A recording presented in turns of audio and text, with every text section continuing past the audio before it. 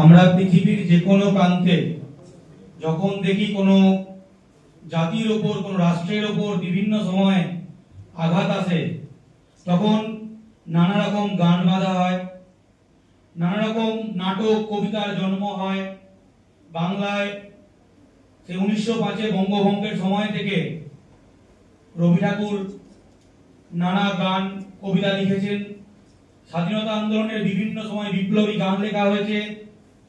তারপর দুর্ভিক্ষের 50-এর মন্বন্তরের কথা, সাহিত্য, গান, কবিতা সব জায়গায় আছে।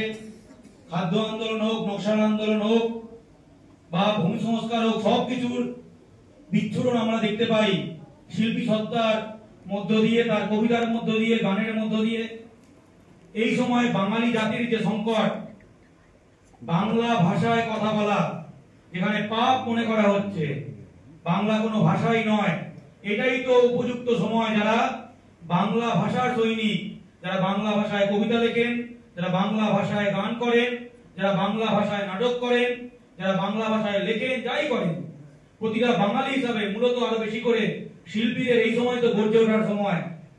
শিল্পী পক্ষ বেশ কিছুদিন ধরে প্রচেষ্টা চালিয়ে আজকের এই সুন্দর অনুষ্ঠান করছে এবং ভালো ভালো কবিতা, গীতিনাট্য এবং নাচ দেখলাম।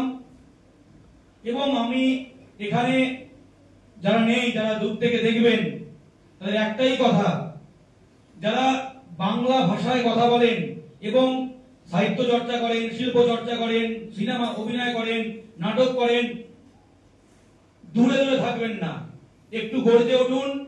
যে ভাষাটার জন্য আপনি সম্মান পান, যে ভাষায় কথা বলেন, তার অপমানের বিরুদ্ধে গর্জে উঠুন, বাঙালি হিসাবে জেগে উঠুন। ও ঠিক আছে, ওরা রাস্তায় কিছু ছেলে লড়বে, আমরা তো একটু সুখের কবিতা লিখবো, একটু প্রেমের কবিতা লিখবো, ও আমাদের গায়ে কিছু যায় আসে না। এটা করবেন না। জাতি না বাঁচলে কোনো শিল্প বাঁচবে না, কোনো কবিতা বাঁচবে না। কবিতা লিখলে আগামীতে জেলে যাবেন যদি বাঙালি নাম আছে। তাই সকল শিল্পী জেগে উঠুন। জয় বাংলা।